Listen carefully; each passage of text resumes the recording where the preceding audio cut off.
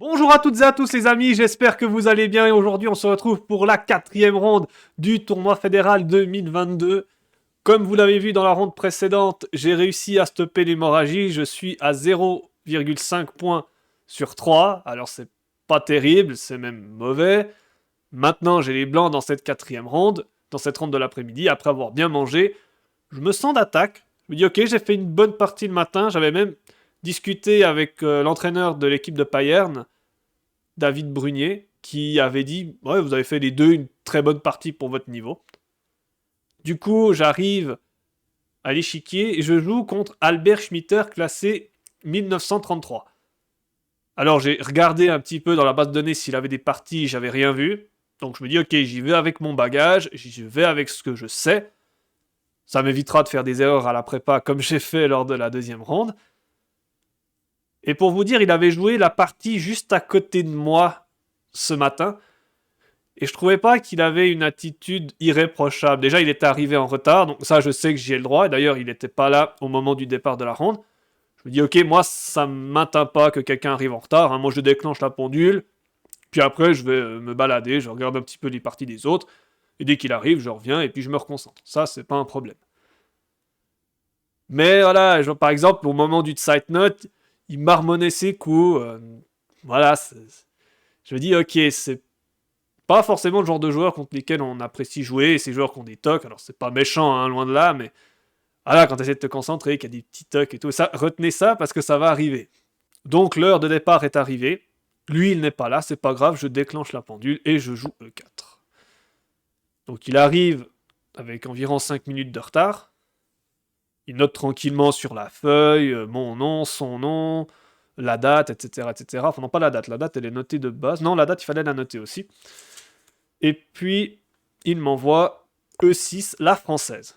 Et là, je suis content parce que j'ai une petite idée sur la française qui me titillait depuis un bout de temps, depuis que j'avais vu une vidéo de Marc Koenig où il expliquait le gambit Réti en jouant B3. Et l'idée de ce coup, c'est qu'après D5, qui est le coup logique de la française, fou B2. Alors là, en vert, je vous ai montré toutes les variantes qu'il y a de possibles. On peut pousser le pion C5, développer le cavalier en F6, le cavalier en C6. Mais admettons qu'ils acceptent le gambit, qu'ils prennent le pion, et à cavalier C3. Et s'ensuit des lignes, alors soit, vraiment, si on veut tenir le pion, on joue F5, et là, ça amène à des lignes qui sont assez compliquées, soit sinon cavalier F6 pour défendre le pion de manière plus naturelle, mais à ce moment-là, on jouerait dame E2 pour contre-attaquer. On peut avoir des parties à recomposer, c'est des parties assez agressives, et j'étais d'attaque à jouer ça, moi c'est un jeu que j'adore jouer, le jeu d'attaque. Donc je me dis, ok, il m'envoie la française, donc je vais envoyer ce gambit, et on verra bien. Et il est surpris. Il réfléchit déjà. Et il m'envoie cavalier F6. Et ça, c'est un coup que j'ai pas du tout étudié parce que, en fait, ça me paraît naturel quand tu joues E6 de jouer D5 directement. C'est le principe même d'une française. Et sur cavalier F6, je me dis, oh non, mais qu'est-ce qu'il faut jouer là? Parce que je peux plus jouer fou B2, hein, parce que maintenant cavalier prend E4. Là, c'est plus du tout la même, parce que je dégrade pas la structure, je récupère pas mon pion de -1. Juste, il recule le cavalier et je donne un pion pour rien. Et si je fais cavalier C3, le problème c'est qu'après D5, on se dit, ben fou B2, s'il prend le pion, on retourne dans une variante classique, mais là, le coup naturel, c'est D4. Je perds le pion E4 directement derrière. Donc je peux pas rentrer dans les lignes que j'avais prévues. Et en fait, c'est comme quoi des fois le destin est marrant. Ce que j'avais pas envie de jouer la ronde précédente et pourquoi j'avais joué D4, bah finalement, j'ai pas vraiment le choix de jouer E5. Et on se retrouve dans une Alekhine vraiment bizarroïde où il y a B3 et E6 d'intercalés. C'est voilà, c'est Alexandre Alekhine, il a fait un petit voyage en France. Et puis, après une petite aventure avec une Française, ben, ils ont eu un enfant, et puis voilà ce que ça a donné, grosso modo. Voilà, mais c'est n'importe quoi, hein, c'est vraiment n'importe quoi, cette ouverture. Bon, bah, il joue cavalier D5, le coup classique. Je joue C4, et il joue cavalier B6. Finalement, il joue comme une Alekhine. À noter que là, cavalier B4 est un peu mieux. Mais bon, voilà. Là, au moins, il n'y a plus de théorie, il n'y a plus rien du tout. Après, moi, je me dis, ok, on va jouer aux échecs. C'est très bien, parce que soit me prendre des prépas, soit faire une erreur dès la prépa, comme les 2 dernières rondes, c'est bon. Là, maintenant, ou bien d'avoir une prépa qui n'est pas assez forte. Maintenant, c'est bon. Maintenant, ok, on va jouer aux échecs. et que le meilleur gagne finalement. Et aussi, au niveau du contexte, moi je suis pas forcément en confiance parce que j'ai 0,5 sur 3, mais lui aussi il a 0,5 sur 3, il n'est pas forcément en confiance. Donc je me dis, ok, là on est les deux dans un état où on sait qu'on n'est pas à notre meilleur niveau, et puis c'est celui qui doit faire le moins de fautes, entre guillemets, qui va remporter la partie. Ou bien, sinon, si personne ne fait de faute, ça va faire match nul. Ok, j'envoie cavalier F3. J'ai pas voulu jouer D4 parce que j'ai pas envie de me prendre des fous B4 échec. Du coup, si je fais cavalier D2, il y a peut-être du fou C3 qui peut arriver. Et j'ai plutôt envie de mettre mon fou quand même sur B2 et d'aller contrôler cette diagonale. Donc, je joue d'abord cavalier F3. Il joue D5. Et là, je vais réfléchir une première fois. Est-ce que je joue comme dans l'esprit de la Harlequin et je prends son pion? Ou est-ce que j'essaie plutôt de le prendre comme ça, son pion? Est-ce que je joue D4? Pas mal de questions qui se posent, mais je me dis finalement, ok, joue simple, prends le pion comme si c'était une Harlequin. Donc je prends en passant. En plus de ça, vu qu'il est en D5, je dois le faire immédiatement. Pour ceux qui ne connaîtraient pas la règle de la prise en passant, donc c'est ce coup un petit peu bizarroïde. Donc ça marche que lorsque l'adversaire met immédiatement un pion de 2 cases en avant. Et puis surtout, on doit le faire le coup immédiatement après. Je vais mettre 2 coups au bol. Là, je ne peux plus jouer le coup. C'est donc vraiment immédiatement après. Donc je dois prendre la décision de prendre le pion passé immédiatement. Et il reprend du fou. Ok. Et je fais fou B2. Je me dis, ok, j'attaque le pion. Je dis, écoute, pour l'instant, joue simple. Développe tes pièces, rock assez rapidement et après on verra. Est-ce que j'attaque contre le roi? Donc je peux plus vraiment faire grand rock parce que j'ai joué C4, mais juste petit rock et après on verra ce qu'il en est. Et là, à nouveau, mon adversaire très bizarre. En fait, pour vous dire tous les coups qu'il a joué, à chaque fois il a pris quelques minutes de réflexion. Et là, à nouveau, moi je me suis dit, bon bah tempo, petit rock, c'est le seul coup vraiment valable pour défendre le pion G7. Je me dis, ça c'est un coup qui se réfléchit même pas normalement. Et il prend 5 minutes pour jouer ce coup. Ok, bon, très bien, s'il veut prendre son temps, très bien, hein, je rappelle qu'il n'y a pas de rajout de temps après le 40e.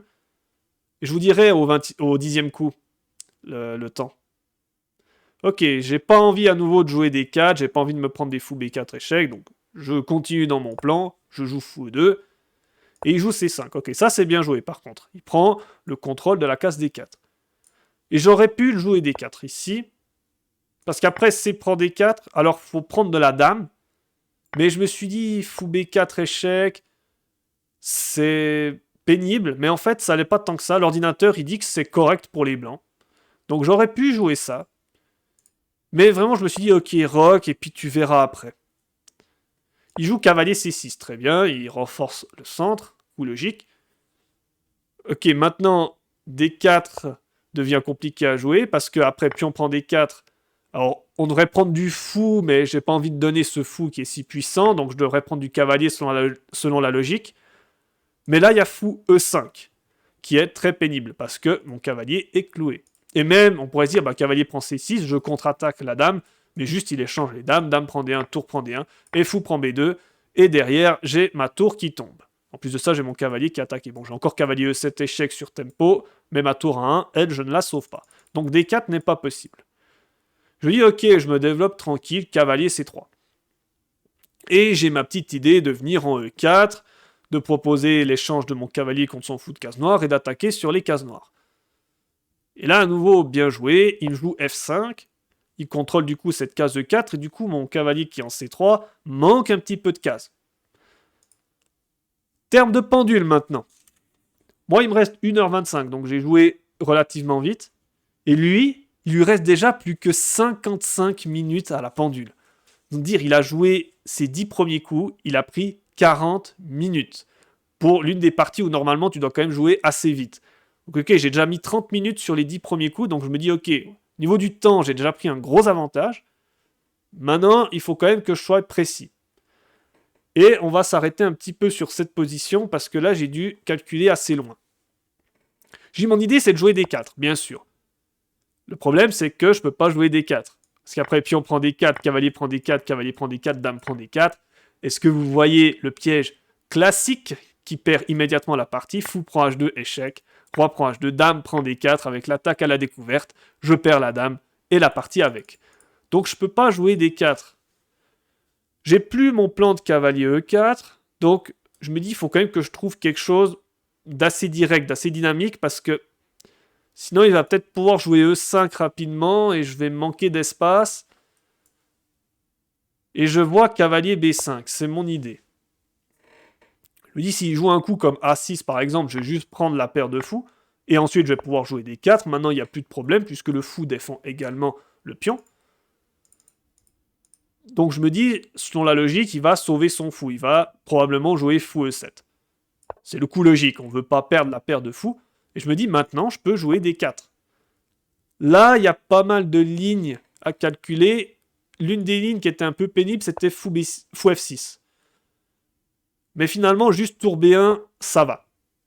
Parce qu'après A6, je peux prendre des prend C5, j'attaque son cavalier. S'il joue fou prend B2 intermédiaire, je prends. Et après A prend B5, on joue C prend B5, et il y a les deux cavaliers qui sont attaqués. Donc on va récupérer la pièce de moins.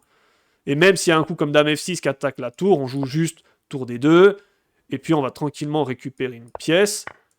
Voilà, dans cette position, j'ai un pion de plus, le pion A qui est passé. Mon cavalier, alors je sais pas, peut-être qu'il va venir en D4 attaquer un peu les pions, peut-être que j'ai l'idée de le faire en circuit comme ceci pour aller sur la case D6 où il sera très très pénible à déloger. Les fous, j'ai le bon fou, il a le mauvais fou, bon même s'il peut jouer fou A6 pour faire l'échange, mais là voilà, moi j'ai une position qui me paraît tout à fait avantageuse. Bon, j'ai déjà un pion de plus qui est passé, déjà ça me suffit à le dire. Donc ok, je regarde tout ça sur fou F6. Et peut-être après tour B1, on peut se dire C prend D4, qu'est-ce qui peut se passer? Bah là, c'est tout bon. J'échange tout. Cavalier prend, cavalier prend, cavalier prend. Finalement, rien n'est cloué. Ça va. Donc sur D4, on revient un petit peu en arrière. J'espère que j'ai pas trop perdu de monde. Donc je vais revenir sur F5. Donc là, après cavalier B5, fou E7, D4. Un autre coup important à calculer, c'est A6. Attaque l'un des défenseurs du pion D4. Là, ce que j'avais prévu, c'était D prend C5. S'il joue A prend B5, je fais C prend B5, à nouveau la même idée, les deux cavaliers sont attaqués. S'il prend le pion C5 avec le fou, bah je prends tout simplement son cavalier C6. Et après qu'il reprenne, alors il y a égalité matérielle, mais finalement j'ai une très belle case en E5 pour le cavalier. Je peux récupérer le pion C6 quand je veux, parce que je peux jouer Dame C2, créer une enfilade, puis tour C1 pour accentuer. Bien, sinon il devrait jouer cavalier D7, mais ce serait extrêmement passif. Je pourrais même attaquer avec cavalier E5 à nouveau, donc d'une manière ou d'une autre, je peux récupérer le pion C6. Ça, c'est l'ordinateur qui le dit. Donc, ok. Donc, s'il prend par contre le pion en C5, là, je me dis, ok, maintenant mon cavalier attaqué, bah, je le replierai en D4. Donc, en gros, j'ai vu jusque-là, alors juste pour voir encore un peu, cavalier prend, et E5. C'est ce que j'ai vu, en gros. Donc là, je vais revenir en arrière au moment de F5. Je calcule un peu tout ça, j'essaye d'analyser toutes les positions. Je me dis, ok, je pense que c'est ce qu'il faut faire. Et je joue cavalier B5 qui est effectivement le coup que l'ordinateur préconise dans cette position. Alors là, à noter que les noirs avaient E5 comme possibilité et de lâcher volontairement la paire de fous. L'idée, c'est finalement D4 devient compliqué à jouer et cette case D5 qui a été affaiblie, ben, finalement, elle est compliquée d'accès pour les blancs. Donc ça aurait pu être intéressant pour lui. Mais il joue finalement le coup que j'avais anticipé, il joue fou E7. Donc j'envoie D4, j'envoie le contrôle du centre. Et il joue A6, ce que j'avais prévu. Donc je prends le pion C5, fou prend C5 et cavalier D4. Et ok. Il joue cavalier prend D4. Et je joue cavalier prend D4. Et là, j'avais prévu E5 dans mon calcul. Et on arrive dans cette position. Et je me dis... Ah non. Ah non, j'ai raté un truc. Je dis là, j'ai raté quelque chose sur cavalier prend D4 dans mon calcul. J'ai raté dame F6 dans cette position. Il cloue le cavalier au fou. Et il prépare tour D8. Et je vois pas comment je peux m'en sortir. Je dis ok, je fais dame D2 avec l'idée de ramener une tour en D. Après tour D8, tour D1. Le gros problème que j'ai, bah, c'est qu'il peut simplement jouer E5. Parce que maintenant, il y a ce clouage-là. J'essaie de trouver dans cette position-là. Je me dis, ah non, trouve quelque chose. Et j'ai pas trouvé. Et là, intérieurement, je me dis, joue pas Dame F6, joue un autre coup. Alors il s'avère que sur Dame F6, l'ordinateur trouve un plan pour s'en sortir, que je n'avais pas vu. Alors peut-être que je l'aurais vu s'il l'avait joué, c'est pas la partie. Après Dame D2, c'est pas le plan de jouer tour AD1, mais après tour D8, de jouer Dame A5 pour venir contre-attaquer. Ok, j'ai perdu la connexion, c'est super. L'idée, c'est que finalement, on contre-attaque sur le fou, et s'il prend le cavalier, fou prend D4. Après, fou prend D4. S'il prend de la tour, on récupère le cavalier B6. Et après, dame prend D4. Maintenant, tour D1, fait l'enfilade. Il doit venir en F6 pour garder la protection de sa tour, et il perd le cavalier en B6. Et dans cette position, l'avantage, il est blanc. Et ça se voit, le fou est mauvais contre le bon fou. Les tours, là, la tension, elle est plutôt à l'avantage des blancs. Il y a ce 3 contre 2 qui est déjà bien avancé. L'aile dame des noirs qui n'est pas du tout développée. La dame qui est très active. Là, l'avantage, il est blanc. Alors, est-ce que j'aurais trouvé dame A5 dans cette position? Je sais pas honnêtement. Parce que dans cette position-là, je ne l'ai pas vu. Je vais être tout à fait honnête avec vous. Et du coup, je suis assez soulagé quand il me joue le coup E5 que j'avais anticipé depuis cavalier B5. Et là, ma première idée, c'était de jouer cavalier F3. Je dis, ok, je vais contre-attaquer ce pion E5, et après E4, cavalier E5. Je dis, ok, là, il est très très bien placé, ce cavalier. Mais je me dis, non mais, réfléchis un peu, là, tu viens de passer à côté d'une tactique où tu pouvais perdre une pièce. Te mets pas dans des complications à nouveau. Là, t'as eu chaud, là, t'as eu un premier carton jaune. À un moment, si tu continues de jouer avec le feu, tu vas perdre cette partie. Tu vas te retrouver à 0,5 sur 3. Ça va pas aller. Donc, je me dis, ok, cavalier C2. Et j'ai une autre petite idée derrière la tête. L'idée d'envoyer le coup B4. Et d'aller attaquer le fou. Et peut-être même C5 plus tard pour prendre de l'espace. Ça, c'est mon plan. Il joue Dame E7. Avec l'idée d'empêcher B4. Et là, je vais envoyer les grandes manœuvres. J'envoie B4 dans cette position. Alors là, à nouveau, il y a 2-3 petits trucs à calculer. Mais qu'est-ce que j'ai vu? Il ne peut pas jouer fou D6 dans cette position pour replier le fou parce qu'il y a C5. Je fais une fourchette, je gagne une pièce. Donc ça, c'est clair. S'il prend le pion B4, c'est un petit peu plus concret. Je dois jouer cavalier prend B4, dame prend B4, fou prend E5. Là, je réussis à prendre un pion central. Et ce qu'il faut voir, c'est qu'après cavalier prend C4, on pourrait se dire qu'il gagne un pion, mais non, là il y a une petite tactique, il y a dame D5 échec, et je récupère le cavalier C4. Donc dans cette position, j'ai paire de fou. Par exemple, je menace du fou D6 qui peut arriver. Je peux faire fou F3 par la suite pour prendre le contrôle de la grande diagonale. Je dis ok, ça, j'aime bien cette position, il y a du tour B1 qui traîne, il y a beaucoup de choses qui traînent. Ok. Et sur tour D8, mon idée c'est dame E1. Maintenant, je reviens reprotéger une fois le pion en B4. Il peut donc plus prendre, ça c'est hors de question. Fou D6, il y a C5, c'est la même chose. Donc la seule case pour son fou serait fou D4. Et à ce moment-là, je prends cavalier prend D4, E prend D4 et C5. Attaque le cavalier. Je me suis dit, s'il vient en A4, j'ai fou C4, échec, découverte sur la dame. Et après roi F8, je me dis quand même, j'ai une position assez avantageuse avec cette paire de fous. Je peux échanger les dames, je peux peut-être jouer fou C1 dans cette position, fou A3 peut-être, avec des vis-à-vis qui sont désagréables. Il y a juste ce pion D4 qu'il faut faire un petit peu attention, mais finalement, il n'est pas protégé par un autre pion, il est isolé, donc du coup, je m'inquiète pas trop. Et sur C5, sur cavalier D5, il bloque la protection de son pion D4 et je peux jouer fou prend D4. Et dans cette position, je me dis, ok, j'ai un pion de plus, j'ai paire de fou. Ok, ça doit aller.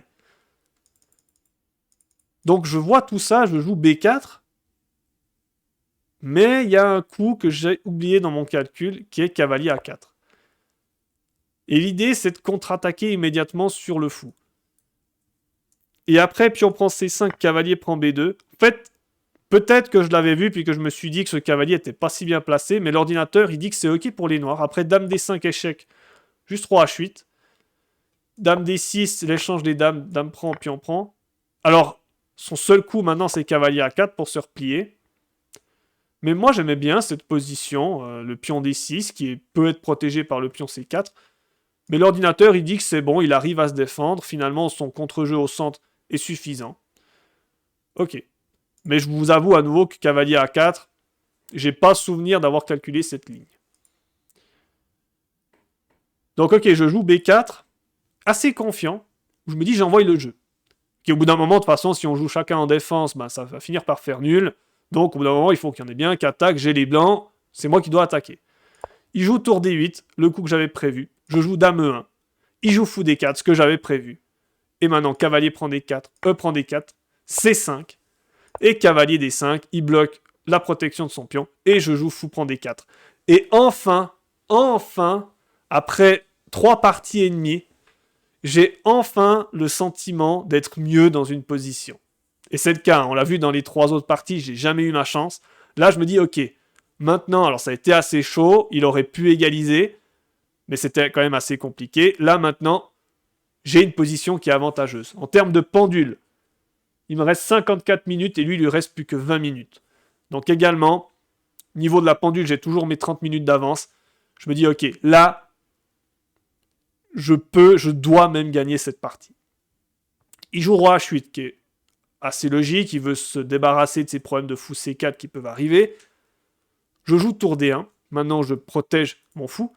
L'idée c'est qu'il avait peut-être des idées de cavalier prend B4, maintenant c'est plus possible, cavalier prend B4, dame prend B4, dame prend E2, on pourrait se dire ça, il récupère son pion de moins, mais j'ai fou prend G7 échec, et je vais récupérer la tour au prochain coup. Donc ça c'est complètement terminé.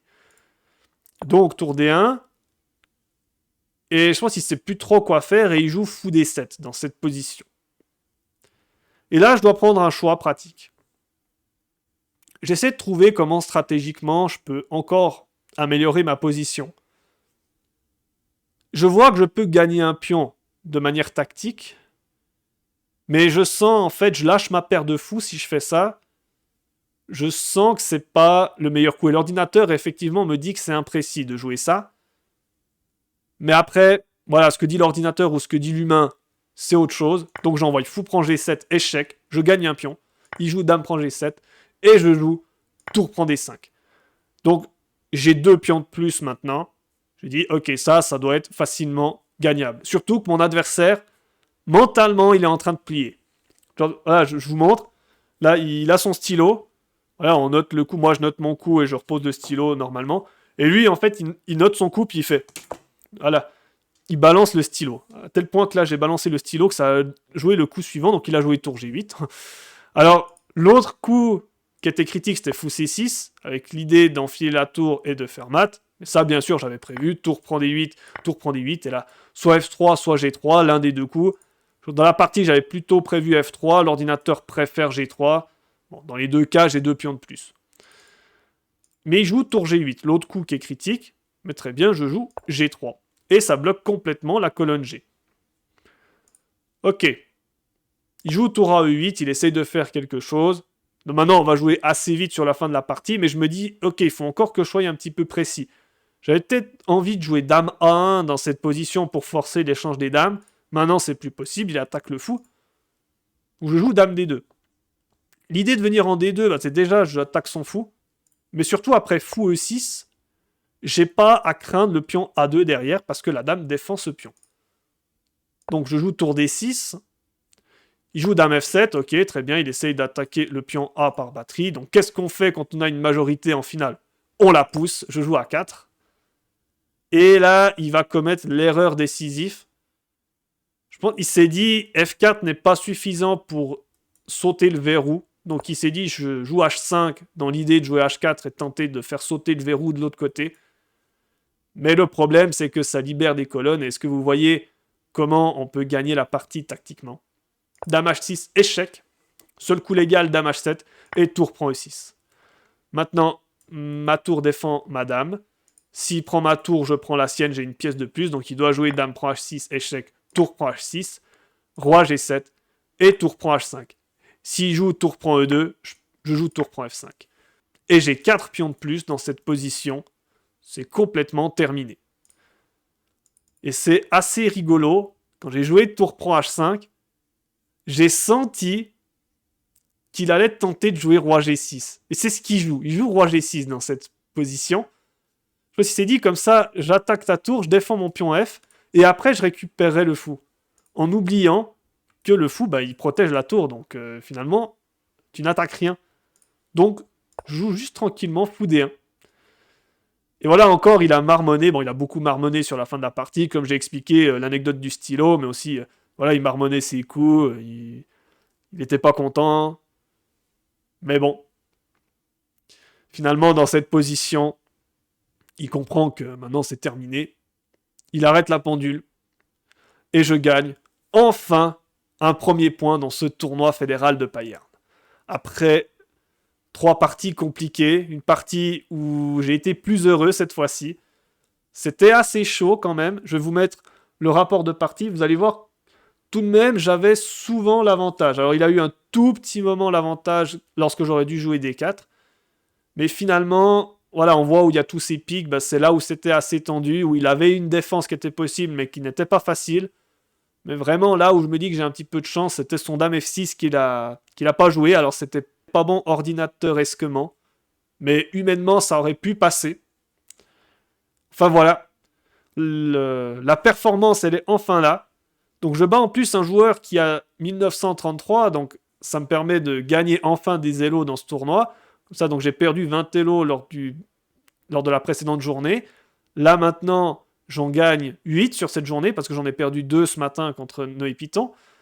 Je me dis, ok, 1,5 sur 4. Maintenant, il va être l'heure de se reposer, d'aller dormir parce que il fallait pas que cette partie dure beaucoup plus longtemps parce que j'ai été à la gare et je vous jure, je me suis assis dans le train. J'allais m'endormir. Franchement, il manquait pas grand-chose. Alors, je m'endors jamais dans le train. Mais il fallait pas grand-chose vraiment pour que je m'endorme dans ce train. Je rentre chez moi à Yverdon, dans ma résidence d'étudiant. Je me dis, ok, mange quelque chose et va dormir tout de suite. Et j'ai pas fait long, je crois, à 20h, 20h30, j'étais planté dans mon lit et je me suis endormi très très vite. Ce qui maintenant, il faut récupérer les batteries. Maintenant, c'est bon. 2 jours où j'étais très fatigué pour des raisons personnelles que j'expliquerai dans le bilan de fin de tournoi. 1,5 sur 4. La pente est ascendante. Est-ce que je vais y arriver à aller chercher cette médaille réservée aux joueurs ayant 4 sur 7 ? Eh ben vous le saurez dans le prochain épisode. Ciao ciao à tous.